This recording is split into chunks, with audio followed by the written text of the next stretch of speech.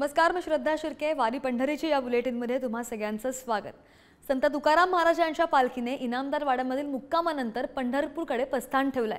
तर संत तुकोबारायांच्या पालखीने हिंदू मुस्लिम ऐक्याचं प्रतीक असलेल्या अनगड बाबा या दर्गावर आरती केल्यानंतर काही काळ विसावा सुद्धा घेतला. तसंच संत ज्ञानेश्वर माऊलींच्या पालखीने आज पंढरीकडे प्रस्थान ठेवलंय. पालखीचा पहिला मुक्काम गांधीवाड्यामध्ये असणार आहे. तर संत निवृत्तीनाथ महाराजांची पालखी अहमदनगरच्या श्रीरामपूरमध्ये पोहोचलेली आहे. दुसरीकडे पाहिलं तर संत मुक्ताईंची पालखी सुद्धा अंबडच्या वडीगोद्रीमध्ये पोहोचली आहे. संत एकनाथ महाराजांची पालखी अहमदनगरच्या मुंगी गावमध्ये आहे. तर संत गजानन महाराजांची पालखी परभणीच्या गंगाखेडमध्ये पोहोचलेली आहे. तिथेच दृश्य आपण पाहतोय पालख्यांची.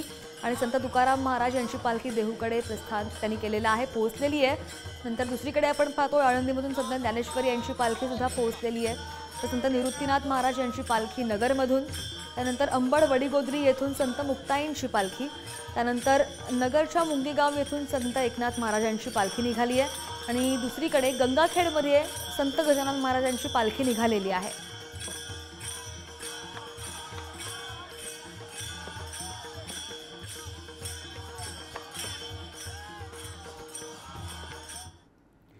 आणि संत ज्ञानेश्वर महाराजांच्या पालखीने आज पंढरपूरकडे प्रस्थान ठेवलंय.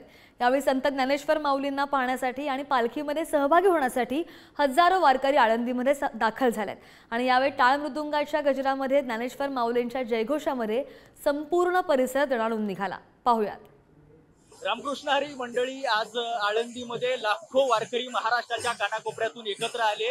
ज्ञानोबांचा पालखी सोहळ्याचं प्रस्थान आळंदी नगरीतून आज पंढरपूरकडे झालेला आहे.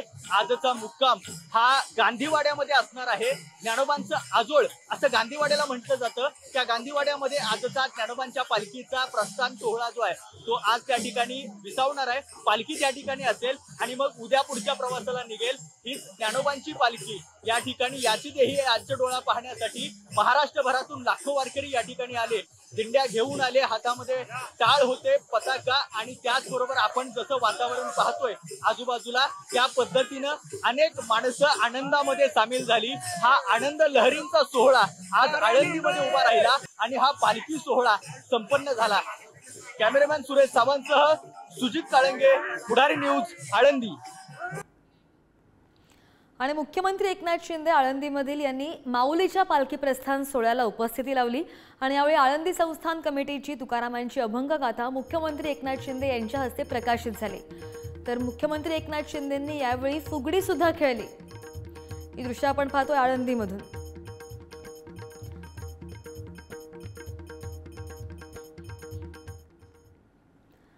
हिंदू मुस्लिम ऐक्याचं प्रतीक अनगड बाबा दर्गावर तुकोबारायांच्या मानाच्या पालखीची आरती संपन्न झाली. आणि यावेळी तुकोबारायांच्या पालखीने काही काळ विसावा सुद्धा घेतला. अनगड शाह बाबांच्या दर्ग्यातील सेवेकऱ्यांशी बातचीत केली आमचे प्रतिनिधी सागर शिंदे यांनी. पाहूयात.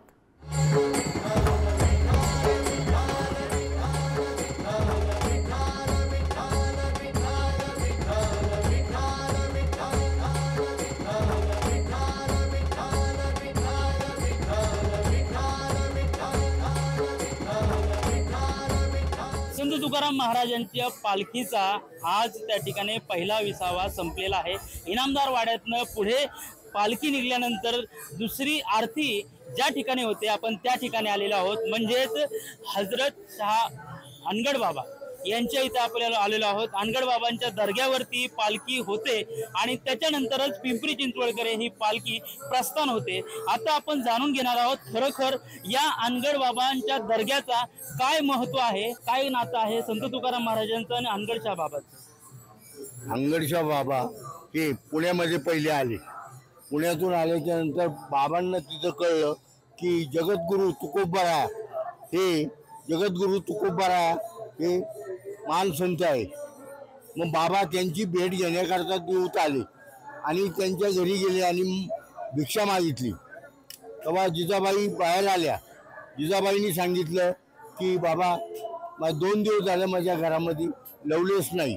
तर मग बाबांनी सांगितलं आई तू असं म्हणू नको, तुझं घर तुडून भरलेलं आहे. भागीरथी बाईंनी जात्यावरची एक चिमूट पीठ त्या कटोऱ्यात टाकलं. कटोऱ्यात 2 पीठ खाली पडलं. तेव्हा बाबा अनगडशाह यांना अनुभव आला म्हणून तुकाराम महाराजांचे ते शिष्य झाले. अंगरशा बाबा आणि तुकाराम महाराज यांच्या आचाराची विचाराची देवाणघेवाण झाली. ज्यावेळेस अंगरशा बाबांच्या सानिध्यामध्ये तुकाराम महाराज आले आणि विचार आणि दोघांचे विचार एक जुळले, एकतेचा समतेचा त्यांनी हा संदेश दिला. आणि तुकाराम महाराजांवर एवढा परिणाम झाला की अंगरशा बाबा हे सुफी संत यांनी हिंदीमध्ये जे त्यांचं कम्युनिकेशन झालं, वाद संवाद झाला, चर्चा झाली, त्यावेळेस तुकाराम महाराजांनी आपल्या अभंगात हिंदीमधून अभंग लिहिले.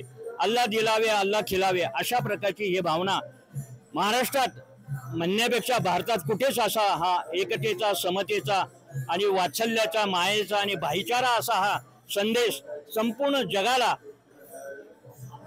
सुविचार देणारा, एकतेचा, समतेचा विचार दोघांनाही संपूर्ण समाजाला दिलेला आहे. पुढारी न्यूज, मी सागर शिंदे, देहू.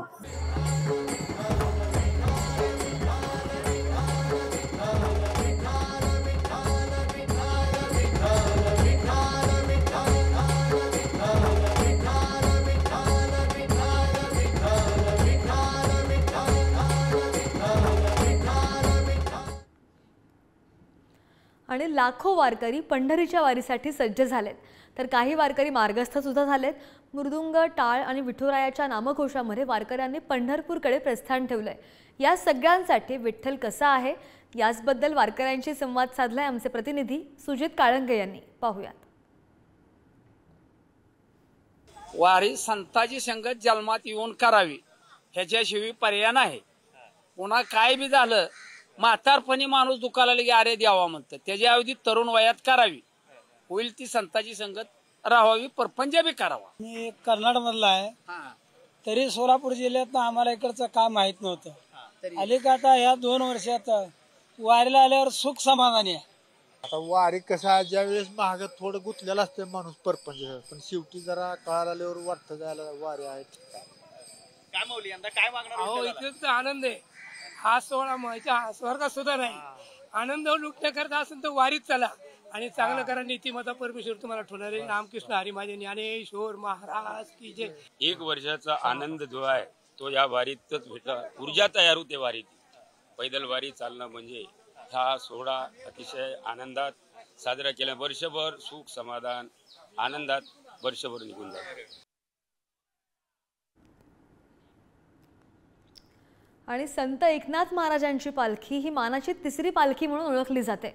महाकाव्याचे पुनरुत्थान करण्यासाठी संत एकनाथांनी आपलं जीवन समर्पित केलं. एकनाथी भागवत, रुक्मिणी स्वयंवर, भारुडं, अभंग असे कितीतरी लेखन संत एकनाथांनी केलेत. आज जाऊ संतांच्या गावा या एपिसोडमध्ये आपण जाणून घेणार आहोत शांतीब्रह्म संत एकनाथ महाराज यांच्याबद्दल. पाहूयात.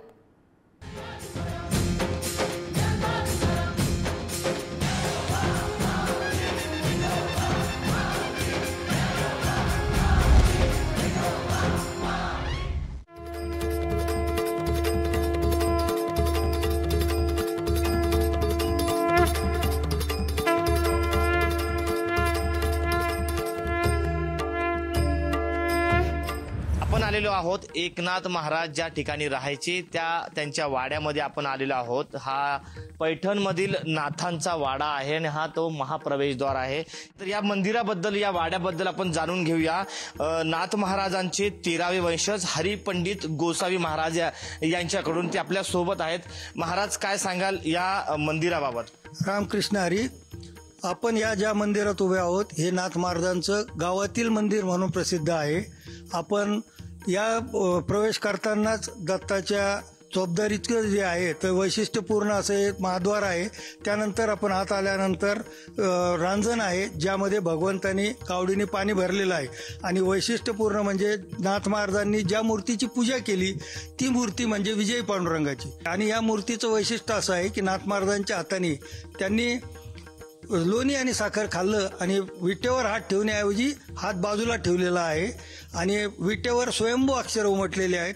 दास जेऊ घालवान अशा वैशिष्ट्यपूर्ण या मूर्तीची नाथ महाराजांनी पूजा पूर्णपणे आपण जे देवघर पाहतात त्या याच्यामध्ये नाथ महाराजांच्या टच झालेलं ते आहे. अजूनही एक या 2 खांब आहेत, म्हणजे हे 2 खांब सर्वांपेक्षा वेगळे आहेत. या 2 खांब आपण जर पाहिल्यात, दुसऱ्या याच्यावर नक्षी काम आहे, मात्र या 2ही खांबांवरती कुठल्याही पद्धतीचं नक्षी नाहीये.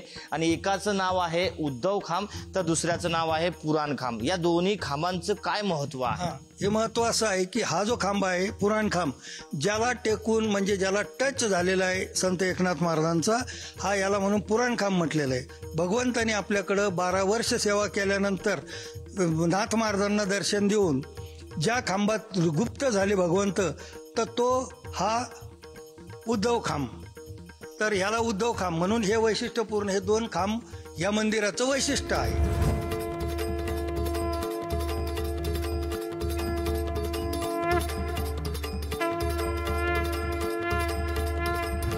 अनाथांचे नाथ म्हणून ज्यांच्याकडे पाहिलं झालं असे संत एकनाथ महाराजांची ही समाधी आहे. याच ठिकाणी त्यांनी जिवंत समाधी घेतलेली आहे आणि त्याच विषयी आपण जाणून घेऊया. इथले जे प्रमुख महाराज आहेत त्यांच्याकडून आपण याविषयीची जी माहिती आहे ती आपण घेणार आहोत. नाथ महाराजांनी ज्या वेळेला त्यांना भगवंतानी दिलेलं कार्य जे आहे ते पूर्ण केल्यानंतर त्यांनी देह ठेवण्याचा विचार केला आणि ते ज्या वेळेला सगळ्या भक्तांना कळालं त्यावेळेला भक्तांची इच्छा होती की महाराज आपण असं काही करू नये, पण ते म्हणले मला जे कार्य दिलेलं होतं ते कार्य मी पूर्ण केलेलं आहे, त्याच्यामुळं आता मला राहण्यात स्वारस्य नाहीये. तर त्याच्यानंतर भक्तांनी विचारलं की आम्हाला तर तुम्ही अखंड पाहिजे आहेत, तर आम्ही तुमचं दर्शन कुठं घ्यायचं. त्यावेळेला त्यांनी समाधी घेण्याच्या आधी 3 गोष्टी सांगितल्या की ज्या ठिकाणी अश्वत्थाचं रोप, तुळशीचं रोप आणि अखंड गंगा हे जिथं असेल तिथं मी आहे असं समजा. मग त्यांनी दिवस ठरवला आणि त्या दिवशी राहत्या घरातून ते गोदावरी नदीच्या तिथं आले कृष्णकमला तीर्थी आणि त्या तीर्थावर त्यांनी भजन कीर्तन सगळं करून नाभीपर्यंत पाण्यात गेले ते आणि तिथं त्यांनी आत्मा ब्रह्मांडात विलीन केला. आणि त्यानंतर जो स्थूल देह शिल्लक राहिला त्या स्थूल देहावर त्यांचे चिरंजीव हरिपंडित महाराज यांनी या ठिकाणी अंत्यसंस्कार केले. कारण एकनाथ महाराज हे गृहस्थाश्रमी असल्यामुळं अग्निडाग देणं हे अत्यावश्यक असतं शास्त्रानुसार. तीही जागा आहे आणि ह्या ठिकाणी ज्या वेळेला 3ऱ्या दिवशी हरिपंडित महाराज अस्थि गोळा करण्यासाठी गेले त्यावेळेला त्यांना इथं एक अश्वत्थाचं आणि एक तुळशीचं रोप दिसलं आणि समोर गंगेचं गोदावरीचं पाणी दिसलं. त्या ठिकाणी हरिपंडित महाराजांनी इथं नाथ महाराजांची समाधी केली. काळावर विजय मिळवला असे संत एकनाथ महाराज होते. काळावर म्हणजे मृत्यूवर विजय मिळवलेले. इतरांसाठी कोणाला मृत्यू येत असेल तर तो सुद्धा त्यांनी थांबवलेला आहे. ह्याचं उदाहरण आपल्याला भावार्थ रामायण ज्यांनी लिहिलं त्यांच्या कथेच्या रूपाने आपल्याला ऐकायला मिळू शकतं, वाचायला मिळू शकतं.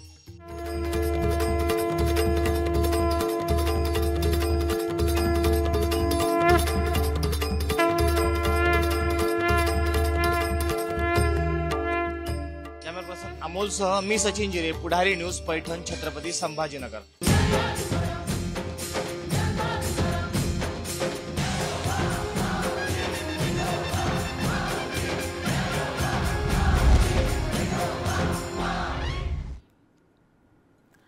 आपल्या महाराष्ट्राला वारकरी संप्रदायाची मोठी परंपरा आहे. निस्सीम भक्ती आणि आपलं आयुष्य पंढरपूरच्या विठ्ठलासाठी अर्पण करणारा असा हा वारकरी ऊन वारा पाऊस कशाचीही तमा न बाळगता पंढरीची वारी करतो. अशाच एका वारकरी माऊलींशी गप्पा मारल्यात आमचे प्रतिनिधी सुजित काळंगे यांनी. पाहूयात. आनंद घेतला पालखी सोहळ्याचा नारायण महाराजांनी. तुकोबाचा पावदुका खांद्यावर घेतल्या, ज्ञानेश्वराच्या पालख्या खांद्यावर घेतल्या, देहेची पालखी करून आणि देहेची पालखी करून पालखी सोहळा त्यांनी काढला. त्याचा आनंद असा वाटतो की या आषाढी वारीला लहान थोर येते तू जवळ नाही दुज कुणाचे. आणि सगळी वारकरी संप्रदाय मध्ये देवाच्या पूजा करता. माझी गोष्ट असा आनंद, मला आनंद असा झाला की 10 वर्षात पाऊस नव्हता रोहिणीचा आणि मिरगाचा. जबरदस्त पाऊस पडला आणि वारीचा मोठा आनंद आहे आणि आनंदाच्या सोहळ्यामध्ये या वारीत आनंद होतो. जय जय विठ्ठल, जय जय विठ्ठल.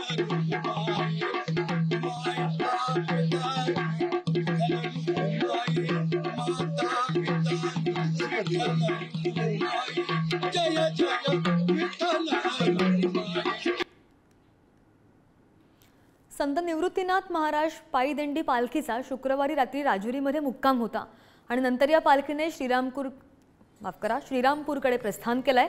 पालखीचं ठिकठिकाणी मोठ्या उत्साहात स्वागत केलं जात आहे, तर पालखीमधील वारकऱ्यांसाठी अनेक सुविधा नागरिकांकडून दिल्या जात आहेत। वारकऱ्यांसाठी बेसन, भाकरी, चहा आणि नाश्त्यासाठी सुद्धा सोय करण्यात आली आहे। कोकेश्वरवरून पंढरपूरकडे निघालेली निवृत्तीनाथाची पालखी अहमदनगर जिल्ह्यातून आता मार्गक्रमण करते आहे। आज ही पालखी श्रीरामपुरात दाखल होते। श्रीरामपुरात या पालखीच्या दाखल वेळी आज श्रीरामपूरच्या वेशीवर अनेक जे भक्त आहेत, विठ्ठल भक्त आहेत, त्या भक्तांनी या ठिकाणी वेगवेगळ्या प्रकारच्या या पालखीतील लोकांसाठी सुविधा केल्याचे दिसून येते। या ठिकाणी अनेक कुटुंब असे आहेत की जे आपल्या आपल्या परीने व्यवस्था करतात। या ठिकाणी भक्तांसाठी बेसन भाकरीचा असा नैवेद्य जो आहे, प्रसाद जो आहे, तो या ठिकाणी भक्तांसाठी दिला जातोय। या महिला आहेत, या ज्या महिलांनी या ठिकाणी ही व्यवस्था केलेली आहे। अनेक भाविकांना थांबून त्यांचे चरण स्पर्श करून या भाविकांना आग्रहाने हा जो प्रसाद आहे तो दिला जातो। अनेक भाविक जे आहेत, कोणी बिस्किट देते, कोणी पाकिट देते, कोणी पाणी देते, अशा पद्धतीची जी आहे व्यवस्था भाविकांची या ठिकाणी केलेली दिसून येते। मावशी, तुम्ही काय सांगाल की काय व्यवस्था करताय, तुम्ही भाविकांची कशी सेवा करताय? काय नाही, आम्ही वारकऱ्यांसाठी पिठलं, भाकरी, ठेचा जे आमच्याकडून जेवढं होईल तेवढं त्यांच्यापर्यंत पोहोचायचं काम करतो आम्ही। काय श्रद्धा आहे हे करण्यामागे तुमची, कशा पद्धतीने तुम्ही करताय? काय नाही, आम्ही आपलं मोकळ्या मनाने जे आहे ते जेवढं आपल्याकडे आहे ते लुटू द्या। पुढच्या वर्षी आम्हाला हाच आनंद लुटू द्या आणि आम्हाला पण दिंडीमध्ये यायची, आम्हाला शाही शक्ती पंढरपूर संस्थानी मागून या। भाविकांची सेवा आम्ही करतोय। या वर्षी पंढरपूरच्या दिंडीला जाऊ शकलो नाही, मात्र पुढच्या वर्षी तरी आम्हाला विठ्ठल बोलविल अशी अपेक्षा करून या ज्या महिला आहे या श्रीरामपूरमध्ये सेवा करताना दिसून येत आहे। प्रशांत शर्मा, पुढारी न्यूज, श्रीरामपूर, अहमदनगर। आणि संत ज्ञानेश्वर महाराजांच्या पालखीचं प्रस्थान झालंय, त्याआधी ज्ञानेश्वर महाराजांची कुलस्वामिनी आई सप्तशृंगी मातेकडून आलेलं भरजरी वस्त्र माऊलींना अर्पण करण्यात आलंय। ही परंपरा नेमकी काय आहे ते जाणून घेतलंय आमचे प्रतिनिधी तुषार झरेकर यांनी। ज्ञानेश्वर महाराजांच्या पालखी प्रस्थान सोहळा खरं तर आज संपन्न होतोय आणि त्या जर आपण पाहिलं तर वारकऱ्यांची मांदियाळी या आळंदी नगरीमध्ये महत्वाची म्हणजे सप्तशृंगी मातेची जी साडी आहे, साडी चोळी खरं तर ती आता समाधी मंदिरामध्ये आलेली आहे। संत ज्ञानेश्वर महाराजांची कुलस्वामिनी ही सप्तशृंगी माता आहे। या अष्टदश भुजा मातेचा आशीर्वाद या पालखी सोहळ्याला असावा या उद्देशाने भरजरी पैठणी महावस्त्र माऊलींच्या समाधीवरती प्रसाद म्हणून चढवण्याची कार्यपद्धती सुरू केलेली आहे। हा आध्यात्मिक नाते ऋणसंबंधाचा विषय आहे। एका कुलाचारातील भक्ताच्या समाधीवरती पालखी सोहळा प्रस्थानाच्या वेळेस एक आशीर्वाद म्हणून सप्तशृंगी मातेचा आशीर्वाद येथे सालाबादप्रमाणे आणला जातो। आपण बघितलं तर त्र्यंबकेश्वरची वारी ज्या पद्धतीने पूर्वपरंपरा चालत आलेली आहे, अनेक दशकांचा शतकांचा त्याला एक इतिहास आहे, अगदी त्या पद्धतीने पण दरम्यानच्या काळामध्ये ही कार्यपद्धती थांबलेली होती। मागील 10 वर्षापासून सातत्यपूर्व हा प्रसाद ह्या दिवशी येथे पोहोचवला जातो आणि आपण ज्ञानेश्वर महाराजांना माऊली म्हणतो आणि आईसाहेबांचा प्रसाद पैठणीच्या स्वरूपात त्या माऊलीच्या श्रीतत्वाला आशीर्वाद म्हणून पोहोचवला जातो। अखंड जगाचं कल्याण होण्याच्या ज्ञानेश्वरीतल्या पसायदानाच्या प्रार्थनेला मूर्तरूप यावं आणि सर्व जनाचं कल्याण व्हावं या उद्देशाने हा प्रसाद माऊलींच्या चरणी अर्पण होत आहे। यामध्ये जर आपण पाहिलं तर श्रीफळ आहे, फुलं आहेत, हार आहेत आणि त्यामध्ये जर आपण महत्वाचं पाहिलं तर ही जे ते खोबऱ्याची तांदळाची ओटी असती, ती ओटी वगैरे आहेत, हे संपूर्ण जे साहित्य आहे ते यामध्ये दिसते आणि महत्वाचं आहे ते म्हणजे पैठणी साडी। ही जी पैठणी साडी आहे ती महत्वाची साडी आणि ते या संपूर्ण या पोशाख यामध्ये महत्वाचं आहे। हे जे वस्त्र आहे हे खरं तर संत ज्ञानेश्वर महाराजांच्या समाधी मंदिरात आता आतमध्ये नेलं जाईल आणि ते समाधी मंदिरावरती जडवलंही जाताना पाहायला मिळेल। कॅमेरामन निखिल सह तुषार झरेकर, पुढारी न्यूज, श्री क्षेत्र आळंदी। आता जाऊयात पंढरपूरला। सावळ्या विठुरायाच्या दर्शनासाठी भाविक पंढरपूरमध्ये दाखल झाल्यानंतर चंद्रभागेचं स्नान करतात। चंद्रभागेच्या स्नानानंतर भाविकांची पावलं वळतात ती म्हणजे भक्त पुंडलिकाच्या मंदिराकडे। भक्त पुंडलिकाच्या मंदिरासमोर अनेक होड्या चंद्रभागेतील दिसतील। यात एक महत्त्वाची होडी आहे आणि ती होडी म्हणजे दगडी होडी। याच होडीचा इतिहास पाहूयात पंढरी दर्शनमधून।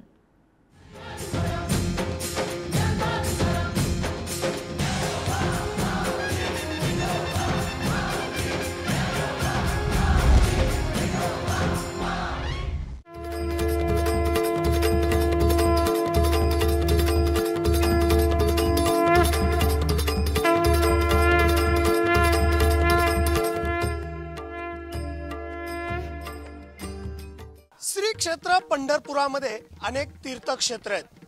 त्यातील महत्त्वाचं तीर्थक्षेत्र म्हणजे विठ्ठलाचं मंदिर. मात्र विठ्ठलाच्या मंदिराच्या आधी दर्शन घेण्यासाठी भाविक हे पुंडलिकाचं दर्शन घेत असतात. पुंडलिकाच्या मंदिरासमोरच हे जे मंदिर आहे किंवा हे जे तीर्थक्षेत्र आहे ते म्हणजे लोहदंड तीर्थक्षेत्र. हे तीर्थक्षेत्र एक महत्त्वाचं तीर्थक्षेत्र म्हणून मानलं जातं.